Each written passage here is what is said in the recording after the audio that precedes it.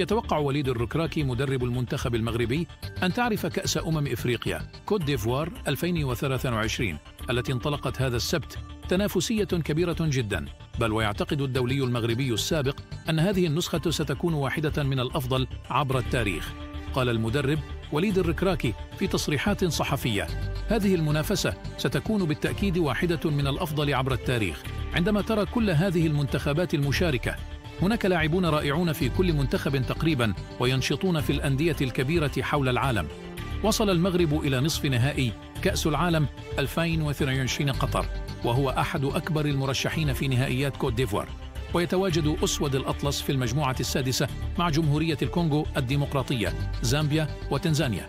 وعلى الرغم من كل هذه التوقعات يبقي وليد الركراكي قدميه على الأرض. نحن واقعيون ونعلم أن هناك أيضا درجة من الحافز وأن دوافعنا عالية جدا.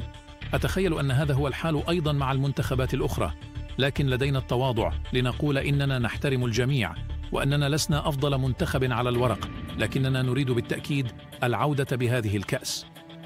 وكان منتخب المغرب قد أنهى مشاركته السابقة في كأس إفريقيا الكامرون 2021 في ربع النهائي، وسيتطلع المدرب وليد الركراكي تجاوز ذلك في أول تجربة له في المنافسة كمدرب.